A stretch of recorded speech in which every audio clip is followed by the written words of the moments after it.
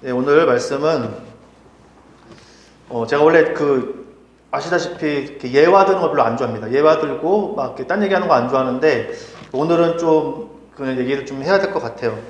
우선은 한 주간에 기독교계에서 큰 기사거리가 몇 개 났어요. 그 중에 하나가 뭐 이제 기사화가 됐기 때문에 제가 막 언급을 하자면은 7, 80년대 한국 교회의 율법 준수와 이 명분 강조가 전부였던 당시, 그때는 이제 뭐가 있었죠? 율법 준수, 오직 하나님의 말씀, 타협은 없다. 그런 어떤 시대적 풍조가 있었고, 또 명분 강조, 그러니까 하나님의 자녀이면 반드시 우리가 뭐뭐뭐뭐 해야 한다라는 그런 게 전부였던 시대가 있었습니다. 소위 말하는 한국 교회의 황금기라고 불렸던 시대인데, 그때 전 교회가 어떻게 했냐면은 하나님께 우리 하나님께 열심히 하자, 하나님께 정성을 들이자라고 해서 온 교인들이 정말 정성을 들였어요. 이 신앙생활에, 그리고 교회를 위해서 많은 헌신을 했습니다. 근데 그렇게 하던 시절에 어떤 목사님이 등장을 했어요. 박영성 목사님인데, 하나님의 열심이라는 주제로 성경이 말하는 믿음의 본질을 파고듭니다. 그래서 이 믿음의 주체와 원동력을 우리는 사람에게 있다고 봤어요. 그러니까 내가 열심히 하고 내가 열심을 내야지 하나님께서 나의 열심을 봐주시고, 그걸로 인해서 하나님께서 역사하시고, 내 노력과 진심을 보시고 하나님께서 움직이신다. 그래서 하나님의 마음을 움직여야 된다. 그러려면은 우리가 하나님께 뭔가 드려야 되지 않겠느냐 해가지고 그런 시절이 있었어요. 근데 이분은 그게 아니라고 해요. 그게 아니라고 얘기를 합니다. 그러니까 믿음의 주체와 원동력은 내가 아니라 하나님이다. 그러니까 하나님의 주권을 강조를 한 거예요. 그래서 이 믿음이라는 거는, 믿음의 증거는 성화다. 내가 믿음을 가졌다는 확실한 증거는 변화된 모습, 거룩함을 추구하는 내 모습의 변화를 얘기하는 거고, 그거는 내가 노력해서 되는 게 아니라 하나님의 은혜더라. 그러니까 하나님께서 나를 그렇게 변화시키려고 일하신다. 나를 통해 일하신다라고 해서 하나님의 주권을 이제 강조하는 설교를 많이 했어요. 그래서 박영선 목사님인데, 유명한 저서가 있죠. 하나님의 열심. 85년도에 책이 나왔어요. 근데 지금까지도 베스트셀러입니다. 저도 그 책 있어요.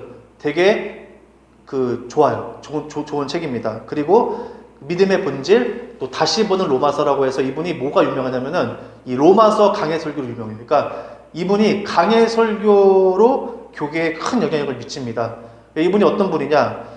잠실에 남포교회라는 곳을 개척을 했어요. 그리고 지금은 40년 목회 후에 은퇴를 하고 원로 목사로 추대를 받았습니다. 그리고 이분의 수행 비서였던 목사님이 담임 목사가 되고, 이분의 아들은 그 교회의 부목사로 이렇게 있는 실정이에요. 그러던 중에 뉴스가 났습니다. 기사가 뭐가 났냐면은, 내가 아들과 함께 나가서 개척을 할 테니 이 교회에 40억을 요구를 해요. 40억 원을 요구한 정황이 드러납니다.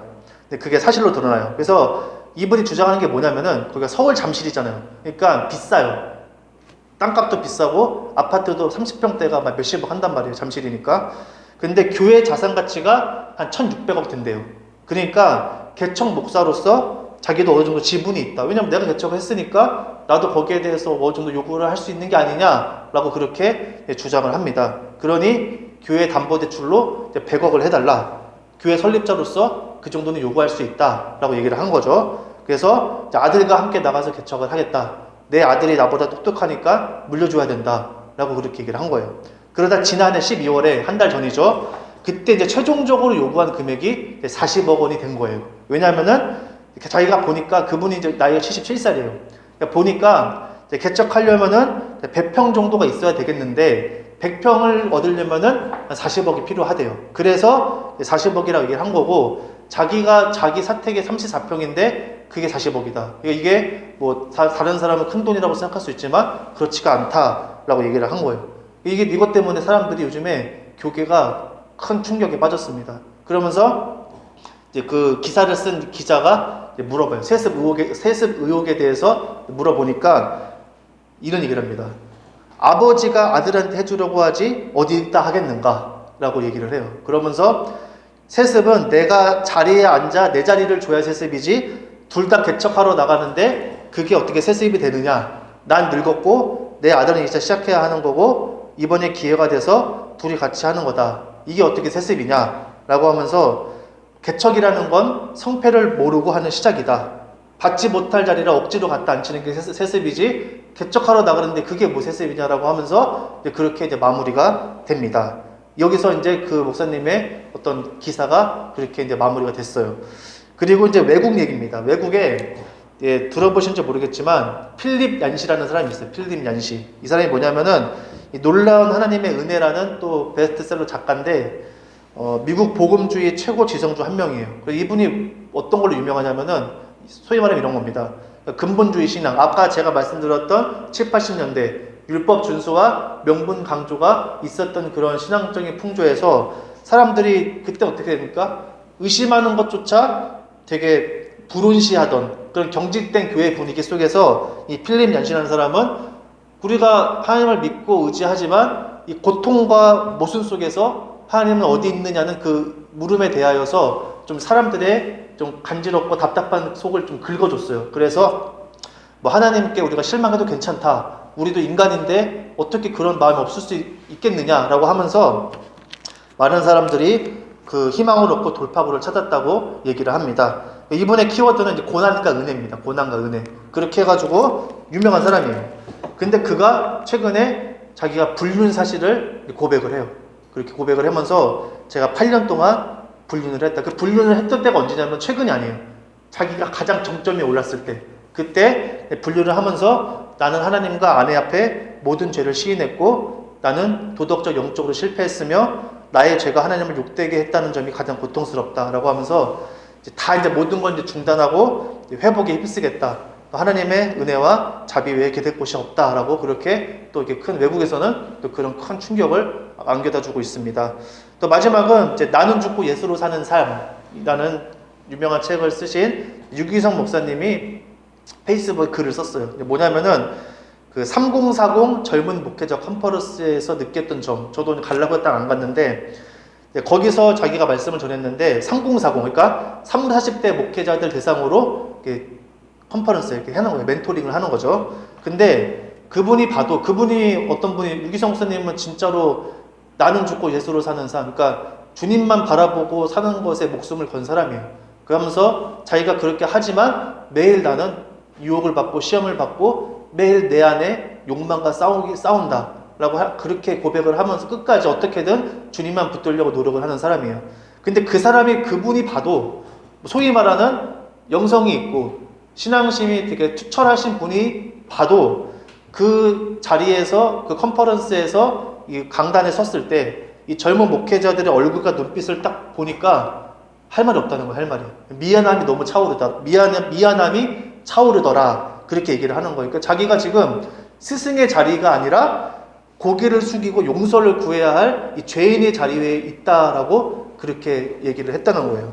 그러면서 자기가 젊었을 때만 해도 앞선 세대가 흘린 눈물과 헌신이라는 비옥한 토양 위에서 희망과 내일에 대한 기대가 있었는데 현재는 사역하고 싶어도 갈 곳이 없고 자리가 있어도 늘 벼랑 끝 위기에 놓인 현실이니 되게 답답한 마음을 금할 수가 없다는 얘기죠. 그래서 그들에게 우리가 흔히 하는 말 버텨라, 힘내라 라는 격려가 얼마나 공허한 메아리가 될지를 너무나 잘 알고 있다는 거예요. 그러니까 그 얘기도 못하겠다는 거예요. 너무 공허한 메아리니까. 그러면서 이 시대에 목회의 길을 가라고 권하는 것이 정말 이게 정직한 일인지 자기가 맨날 스스로에게 되묻는다라고 얘기를 하더라고요. 그래서 이 지금의 현실을 어찌 보면은 선배 목사들이 무엇을 심어왔는지를 보여주는 가장 정직하고 뼈아픈 성적표일지도 모른다라고 그렇게 글을 최근에 썼어요. 근데 제가 신대원을 갈 때만 해도 벌써 10년 전인데 그때 지금도 기억나요. 딱 1학년 입학해가지고 처음 이제 좀 높은 위치에 있는 교수님이 하신 말씀이 뭐냐면은 여러분들이 똥을 치워야 됩니다. 그때도 그랬어요. 그때도 이미 그러니까 지식인들, 소위 이제 신학계의 지식인들은 다 이미 현실을 파악을 한 거죠. 그러니까 끝났다. 앞으로 사역은 힘들다. 선배들이 싼 똥 다 치워야 된다고. 그러니까 좋은 날은 없다고. 여러분들에게 좋은 날은 없습니다. 똥 치우는 것만 열심히 해야 됩니다. 그렇게 했었어요. 저 입학할 때만 해도. 근데 벌써 그런 10년이 지났잖아요. 더 안 좋다는 얘기죠. 그래서 눈물의 기도밖에 할 수 없는 상태다라고 그렇게 글을 썼습니다. 제가 이제 이렇게 구구절절 이런 얘기를 한 거는 우리가 이 작금의 현실을 진단을 해볼 필요가 있다는 거예요. 왜냐하면은 진단을 잘해야 처방이 잘 나오기 때문이죠. 아까 제가 말씀드린 이제 박연선 목사님, 또 필립 얀시, 이 사람들의 공통점이 있어요. 뭐냐면은 이 사람들이라고 하기 그렇지만 이분들은 이 본질을 파악하고 이 깨닫는 지혜와 이를 글과 말로 쉽게 잘 표현하는 능력이 있습니다. 근데 이것이 조화를 잘 이루어서 이 교계에 큰 영향력을 준 거예요. 이 말은 이 사유하는 능력, 또 깊은 통찰력과 이를 뛰어난 작문과 언어로 구사할 수 있는 것은 이 설교와 밀접한 관련이 있습니다. 그래서 신학적으로 좀 뛰어나지 않아도 이 말 주변에 있고 글을 잘 쓰는 사람들이 이 소위 말하는 이제 목회 성공할 확률이 높습니다. 설교를 잘한다는 것도 어떻게 보면은 은혜로 되는 거긴 하지만 개인의 타고난 능력이기도 해요. 그러니까 말을 잘하는 거는 배워서 되는 게 아닙니다. 타고나는 거예요. 그런 것들은 관련이 있어요. 그러나 우리가 제일 알아야 될 건 뭐냐면은 그런 것들이 예수님의 제자라는 기준과 척도는 아니라는 사실이에요.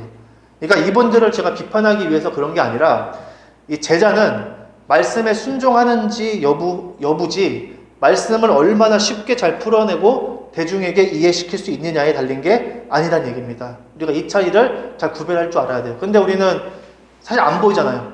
예수님을 순종하는 사람이 누군지 잘 몰라요. 하지만 성경 말씀을 쉽고 귀에 쏙쏙 들어오고 뭔가 좀 감동이 밀려오게 말을 잘하는 사람은 우리가 딱 알잖아요. 그렇기 때문에 우리가 이 차이를 구별을 할 수 있지만 잘 하지 않는 게 현실이라는 얘기예요. 그런 측면에서 이 목회자가 가장 영적 위험에 노출되어 있고 소위 깨어있다고 여기는 그룹 개인들, 요즘에 막 깨어있어야 된다 그러면서 막 하는데 사실 그런 사람들이 더 경계를 해야 돼요. 내가 안다고 하지만 과연 내가 진짜 아는 것인지를 망각할 때가 있다, 그 얘기입니다. 목회자뿐만 아니라 성도에게도 그대로 적용이 돼요. 아는 것과 행하는 것은 별개다. 그러니까 행함이 없다고 책망하는 게 아니라 실질적 경험이 없는, 그러니까 말도 안 되는 상황에서 믿음이 생길 만한 어떤 은혜의 경험이 없는 신앙이라는 게 중요한 거예요. 그런 신앙이 되게 두려운 포인트라는 거를 우리가 잘 알아야 됩니다. 결국 뭐냐? 믿음의 문제죠. 믿음의 문제. 그러니까 아는 것으로만 믿음이 생기지 않는다는 거예요. 아까 이제 그 박영선 목사님은 저도 충격이었어요. 사실은 우리가 이제 뉴스 기사에서 목사가 어쨌느니 저쨌느니 이제는 우리 별로 이제 무뎌졌잖아요. 그렇죠? 그게 막 충격이어가지고 막 가슴이 콩닥콩닥 뛰고 목사가 돈을 해먹었고 한다고 해서 아이고 늘 있는 일이지 이렇게 되어버렸지. 우리가 이제는 거기에 이렇게 놀라지 않는단 말이에요. 근데 이 목사님은 진짜 충격이었어요. 많은 사람들이 충격을 먹었고 이게 진짜 좀 많이 충격이었습니다. 근데 이게 왜 그러느냐? 아는 것으로만 믿음이 생기지 않는다는 거예요. 예수님께서 하신 말씀이 어린아이와 같지 않으면 천국에 들어갈 수 없다는 예수님의 말씀을 우리가 잘 생각을 해봐야 됩니다. 그러니까 이거예요. 옛날 어르신들 글자 몰라도 예수님처럼 예수님을 믿고 따르고 사는 데는 지장이 없었다.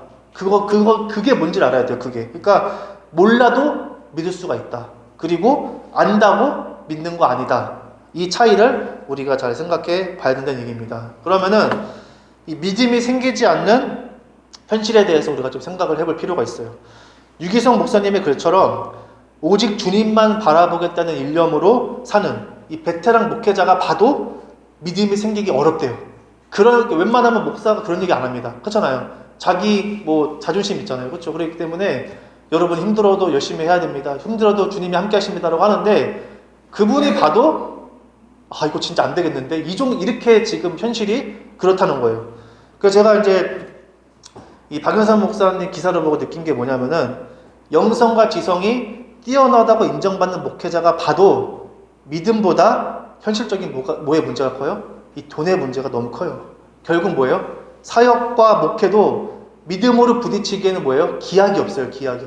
보장이 없단 말이에요. 근데 돈으로 하면은 단기간에 많은 것을 해결할 수 있다고 확신이 크게 될 정도의 현실입니다. 현실이 그렇다는 얘기예요. 그러니까 목회도 결국 뭡니까? 백으로만 안 돼요. 돈이 많은 백이 있어야 된다는 걸 간접적으로 지금 인정한 꼴이 된 겁니다. 그러니까 백과 돈이 다 있어야 돼요. 그래야지 목회도 좀 그래도 쉽지 않은 판국에 그것마저 없으면 그냥 죽어라 이렇게 되니까 그분도 아비의 마음으로 자식을 생각하는 그 육적인 그런 마음으로 그렇게 되었다라고 이제 보는 거죠. 근데 목회만 그러냐? 그렇지가 않습니다. 신앙의 흐름도 마찬가지예요. 우리가 어느 정도 물질적 여유가 있든지 아니면은 인내하고 버티면 더 나아지리라는 희망이라도 있어야 신앙이 생길까 말까요? 지금 그 현실입니다. 근데 그렇지 않죠. 결국 뭐예요? 이것은 우상숭배와 신앙의 관계를 생각 안 할 수가 없습니다. 그러니까 한마디로 어느 정도 생활이 보장되어야지만 되는 신앙, 그거란 얘기예요.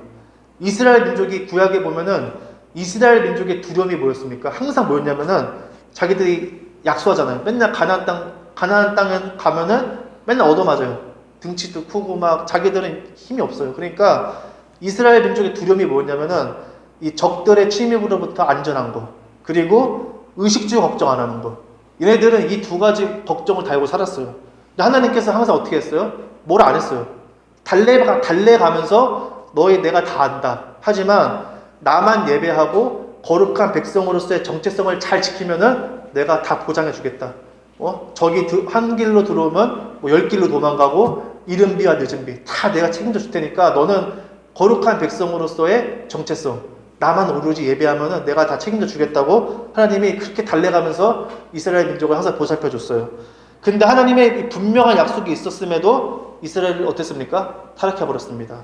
근데 같은 사람이 현재 우리에게 하나님께서 약속하신 게 무엇이냐? 이스라엘 민족은 약속을 받았어요. 적과 꿀이 흐르는 땅, 이른 비와 늦은 비. 그러니까 사는데 지장 없게 내가 해주겠다고 약속을 받았는데도 타락한 판국에 현재 우리들은 하나님께서 약속해 주셨습니까? 너가 나만을 예배하고 잘 섬기면은 적과 꿀이 흐르는 땅 가게 해주겠다. 이른 비 늦은 비 주겠다라는 우리가 직접적으로 약속은 받지 않았어요. 오히려 물론 하나님께서 보호해 주시겠지만 강한 확신이 없기 때문에 우리가 힘들어하는 겁니다.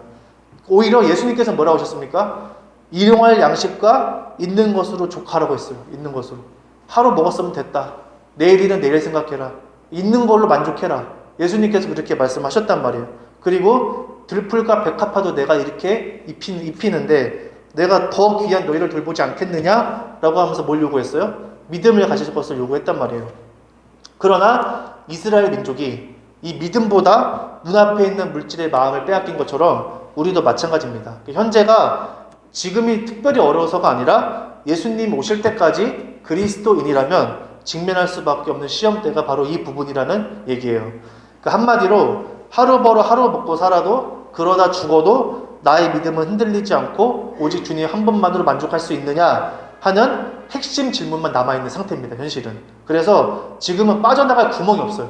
그러니까 뭐 대충 타협하고 그냥 이것도 좋고 저것도 좋고 할 수가 없는 현실. 그러니까 내 신앙 상태와 앞으로의 길을 완전히 내가 직면해야 하는 상황이기 때문에 신앙생활이 되게 힘들고 버겁다고 느껴지는 겁니다.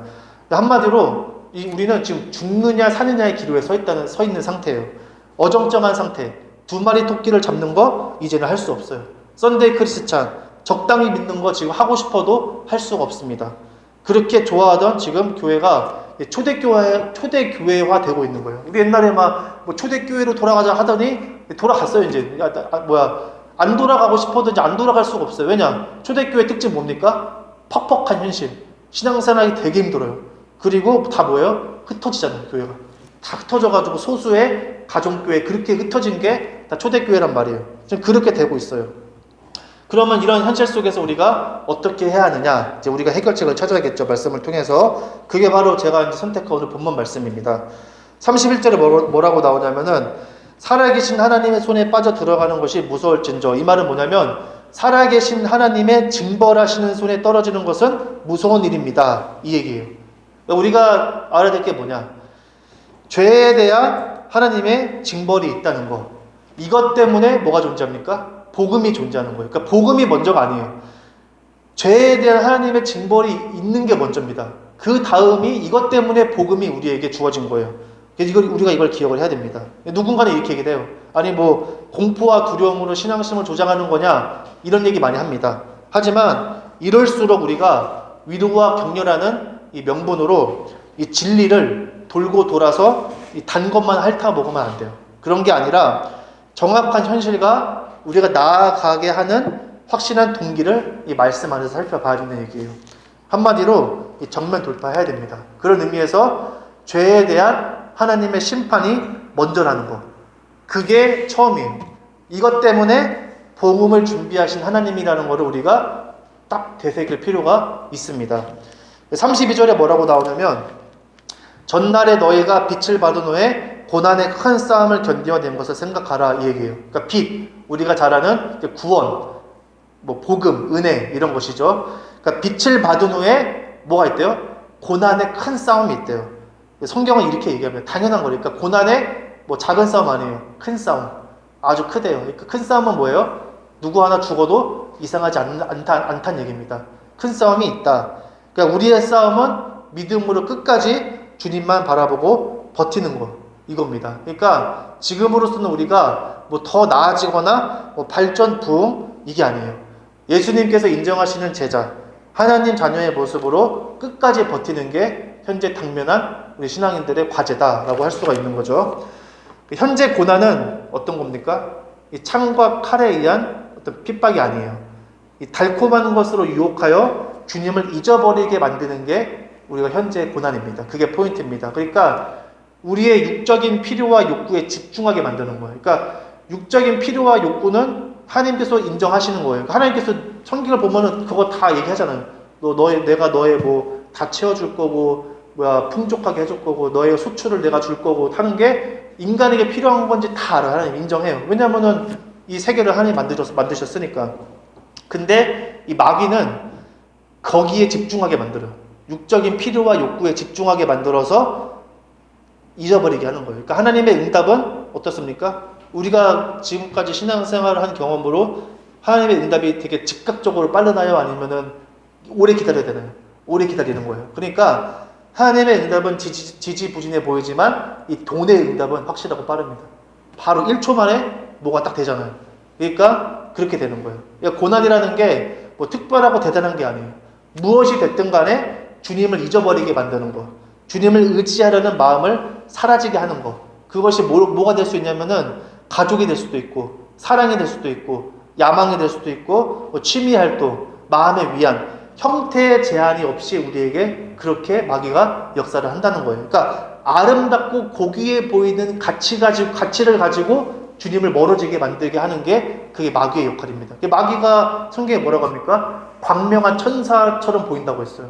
그 요한계시록에 그 요한이 그 성도의 피에 취한 음료를 보고 깜짝 놀랐잖아요. 왜 깜짝 놀랐냐면은 사도 요한이 봤을 때 되게 경건한 하나님의 자녀인 줄 알았거든요. 그 음료가. 왜냐면은 그 제사장이랑 그 옷을 비슷하게 입었단 말이에요. 그러니까 저 사람도 나랑 같이 예수님 믿는 되게 경건한 사람이겠구나라고 딱 봤는데 잔에 성도들의 피가 가득 차 있고 거기에 취한 걸 보고 깜짝 놀란 게 그겁니다. 그러니까 하나님의 일을 하는 경건한 사람인 줄 알았는데 알고 보니까 그게 아니었던 거예요.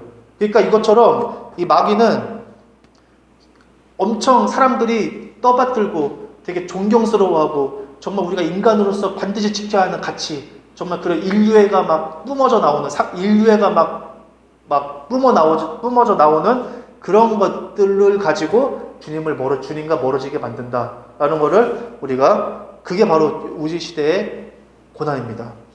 33절. 혹은 비방과 환난으로서 사람에게 구경거리가 되고 혹은 이런 형편에 있는 자들과 사귀는 자가 되었으니 34절에 너희가 갇힌 자를 동정하고 너희 소유를 빼앗기는 것도 기쁘게 당한 것은 더 낫고 영구한 소유가 있는 줄 알미라 라고 했어요. 그러니까 고난이 있음에도 그리스도인은 어떻게 살아왔다고 합니까? 다들 흘러가는 대로 적응하며 살잖아요. 세상 사람들. 세상의 변화에 맞춰 가야죠. 그게 생존 방법이잖아요. 근데 그렇게 사는데 그리스도인은 어떻게 하느냐? 너만 왜 유별나게 그러냐는 비방과 거기에서 오는 환난으로 어떻게 돼요? 사람들에게 구경거리가 됐대요. 그러니까 예수님 믿는 거 그렇게 티를 내야 되냐? 적당히 해라 라는 그렇게 손가락질하고 구경거리가 되었다고 얘기를 합니다. 그러니까 하나님의 방법을 고수하면 앞뒤가 꽉 막힌 현실에 뒤떨어진 사람 취급하는 그런 취급을 받는 게 사람에게 구경거리가 되는 거죠. 그러나 그런 형편에 있는 사람들과 친구가 되는 게 누구냐? 그리스도인이다. 누가 친구가 되겠어요? 그렇잖아요.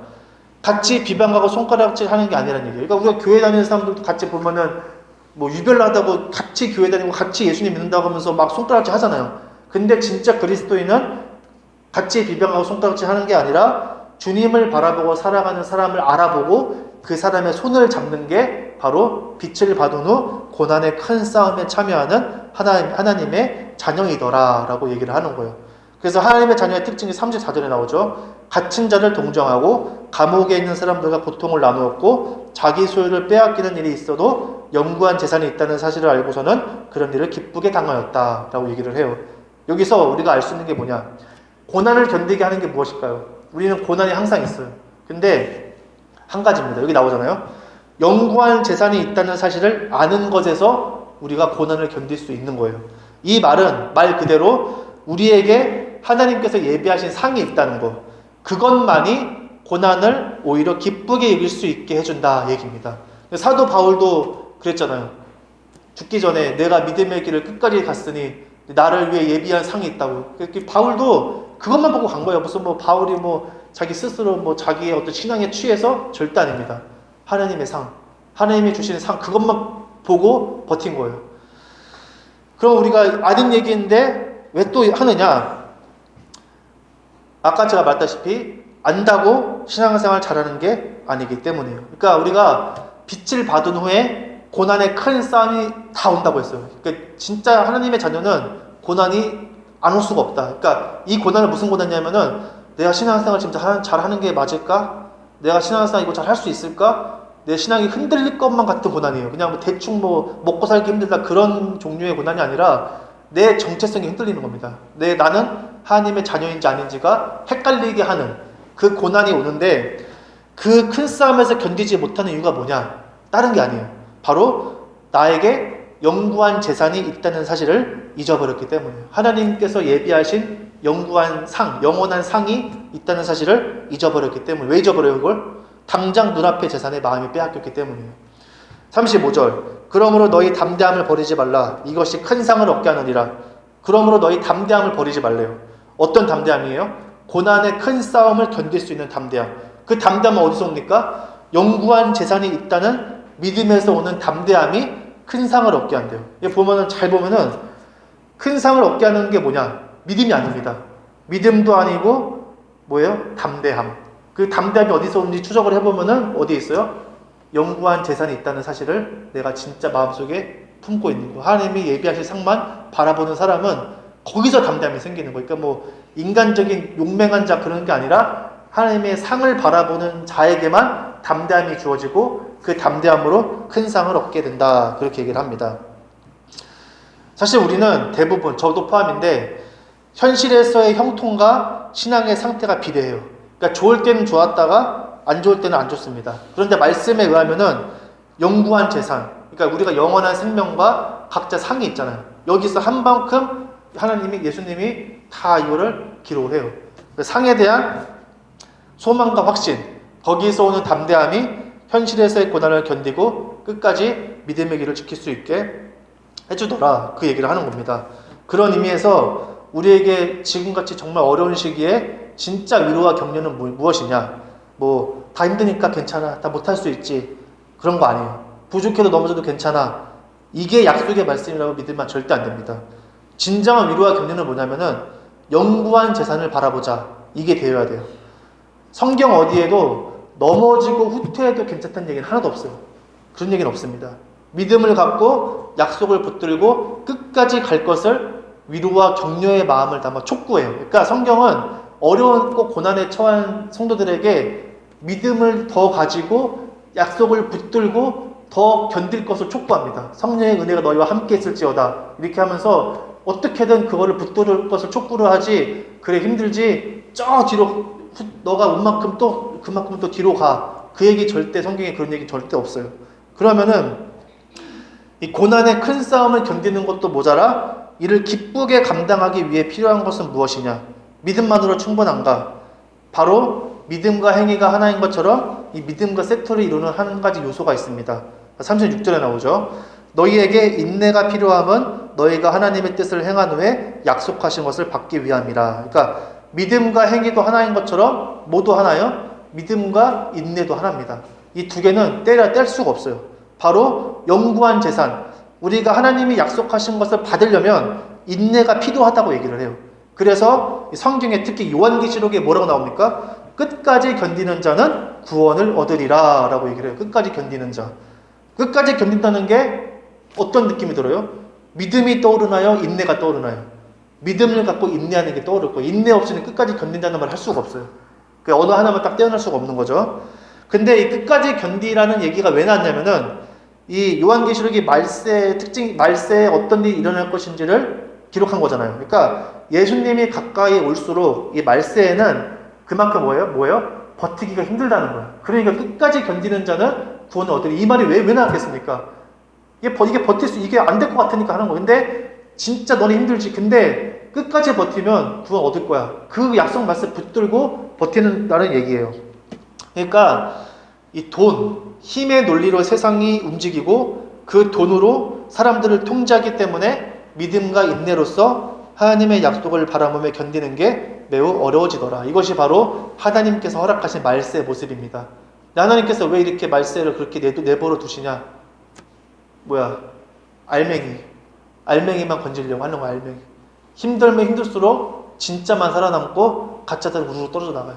어차피 우리는 여기서 우리끼리는 모르잖아요. 누가 알맹이인지 쭉정인지 몰라요.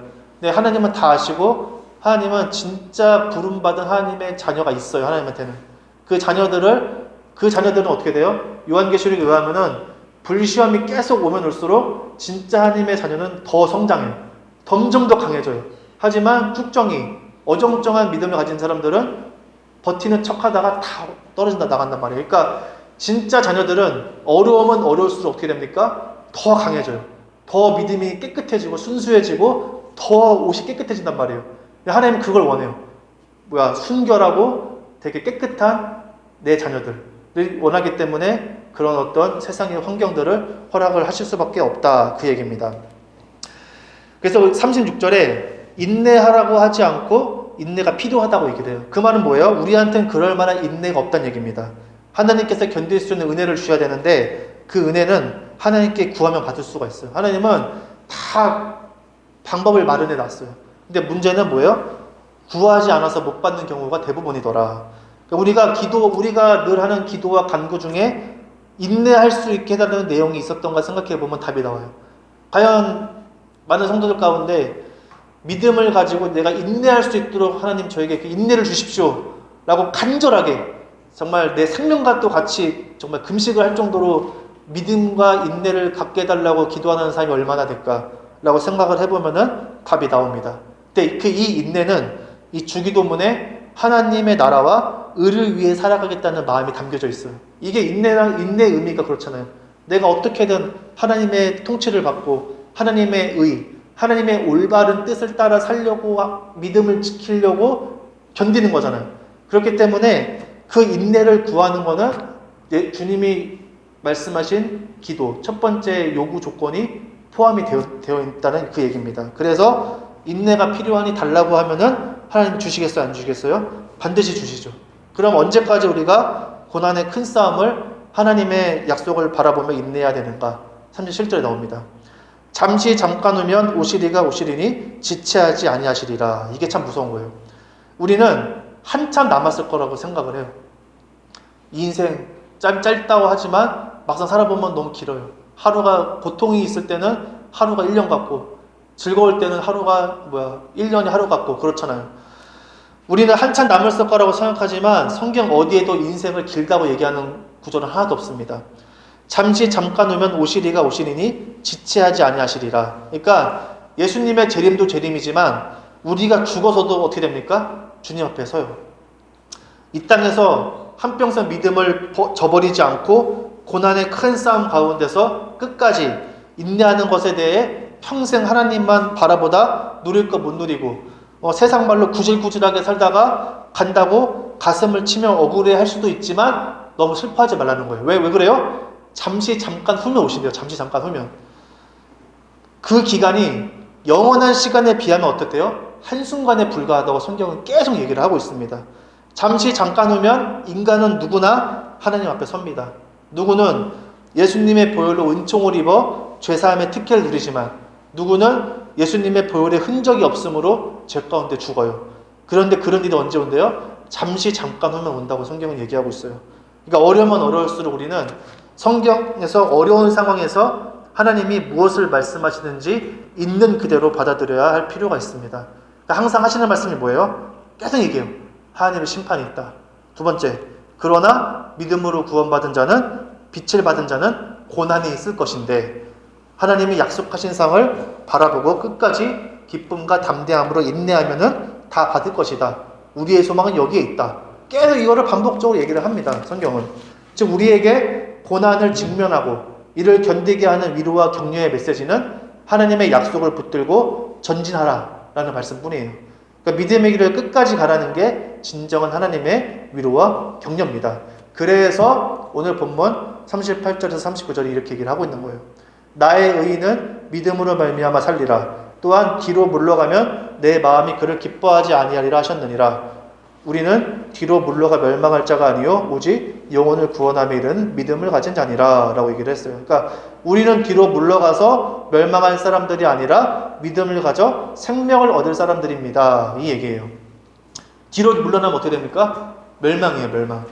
믿음을 가져 생명을 얻을 사람이니 우리는 계속 상 주시는 일을 바라보고 앞으로 나아가야 한다. 그 얘기입니다. 그러니까 이 마음을 품고 견뎌내는 게 현대 그리스도인에게 주어진 과제다라고 할 수가 있는 거죠. 그러니까 강한 놈이 살아남는 게 아니라 살아남는 놈이 강하다는 말이 있듯이 어떻게 하면 그리스도인의 정체성을 잃지 않고 살아낼 수 있을지 고민과 기도와 간구 속에서 우리가 조금씩 앞으로 나아가야 할 거예요. 아까 제가 방금 말씀드린 박영선 목사님, 필립 얀시 강한 사람들이잖아요. 강한 사람이 살아남습니까? 그렇지 않습니다. 살아남은 사람이 강한 거예요. 어떻게 됐든 끝까지 견디는 자가 강한 거지 그 사이에는 뭐 넘어지도 못했는 사람들이 모르는 거예요.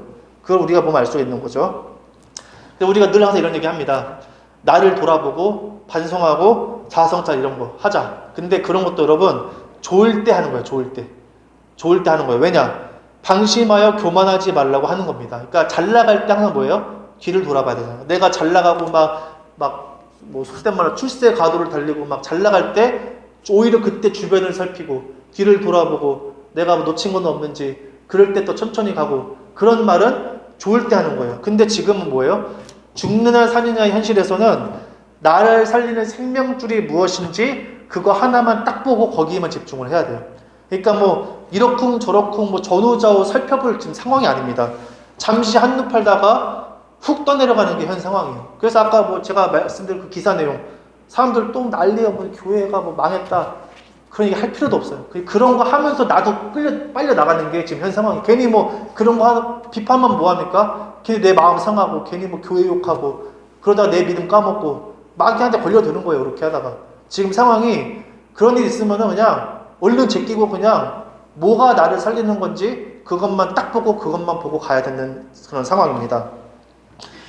그래서 뭐 누군가가 뭐 그런 얘기를 했다 그러면은 그런 화제에 눈을 돌리면 안 되는 거예요. 그런 얘기가 들리면 우리는 더 어떻게 해야 되느냐? 하나님이 약속하신 생명의 말씀 거기서 더 눈을 떼지 말고 더 집중을 해야 돼요. 나도 저 사람처럼 되지 말아야겠다 이게 아니라 내가 지금 하나님이 주시는 상을 보고 있는지 그것만 신경을 써야 된다는 그 얘기입니다. 그럼 누군가는 이렇게 얘기를 해요. 아니 그러면은 나만 살고 보자는 이기적인 신앙이 아니냐라고 하는데 이기적인 사람이 하나님의 상을 받을 수 있는지 역으로 생각해보면 답이 나옵니다. 하나님이 약속하신 상을 바라보는 사람은 나만 생각하는 이기적인 사람이 될 수가 없어요. 왜냐? 하나님이 약속한 게 아닌 세상이 약속한 상을 바라보니까 사람이 이기적이 되는 거지 하나님이 약속하신 걸 바라보는 사람이 어떻게 이기적이 될 수가 있겠어요? 그건 말이 안 맞죠. 현재 매우 어렵습니다. 많은 목회자가 사역이 과연 무엇인지 잘 모르겠다고 혼란스러워서 목회를 그만두거나 잠깐 쉬는 경우가 많아요. 저도 사실 그런 생각 많이 합니다. 내가 지금까지 뭐 했지? 뭐가 사역일까? 하나님의 일이 무엇일까? 교회에서 설교하는 게 사역일까? 교회 식구들과 같이 뭐 식사하고 같이 예배드리고 이런저런 사는 얘기 뭐 그렇게 하는 게 하나님의 일일까? 그런 의문을 가지고 치열하게 고민하는 게 지금 현 그리스도의 모습이 아닐까 싶습니다. 그러나 무엇이 되었든 간에 내가 바라보는 게 하나님께서 가리키는 것이어야만 한다. 그 얘기를 드리고 싶어요. 그리고 그게 모든 사역과 하나님의 인도하심의 첫 번째라는 사실을 기억을 하시길 바랍니다. 앞으로 더 어려워지냐 마느냐는 중요하지 않아요. 상황과 환경을 살피는 게 아니라 내 안에 하나님이 약속하신 큰 상이 있느냐, 영구한 재산이 있느냐, 이게 중요한 거예요. 이스라엘은 하나님 나라의 거룩한 백성이라는 그 하나님의 약속을 바라보지 않았어요. 하나님이 이스라엘을 왜 그렇게 잘해주고 구원해주고 했을까요? 내 거룩한 백성이 되어라. 너희가 제사장 나라, 내 나라, 제사장 나라, 제사장의 이방인의 제사장이 하나님의 제사장이 돼서 만천하의 빛이 되어라. 하나님이 그렇게 약속을 해줬어요. 근데 이스라엘은 그 하나님의 약속을 바라보지 않고 마음속에서 점점 지었기 때문에 타락했습니다. 우리도 마찬가지예요. 이 땅에서 믿음으로 거듭난 자는 고난의 큰 싸움에 참여하게 될 거라는 사실, 그리고 끝까지 견디는 자는 영구한 재산, 하나님의 큰 상이 약속되어 있다는 사실을 바라봐야 됩니다. 그걸 바라봐야 돼요. 그렇지 않으면은 이스라엘처럼 우리도 멸망으로 갈 수밖에 없습니다. 오늘 말씀을 통해서 어렵고 힘든 상황 가운데서도 우리는 뒤로 물러가 멸망할 자가 아니오, 믿음을 가져 생명을 얻을 사람들이라는 이 자부심과 담대함을 가지고 끝까지 승리하기를 예수님의 이름으로 축원합니다. 기도하겠습니다.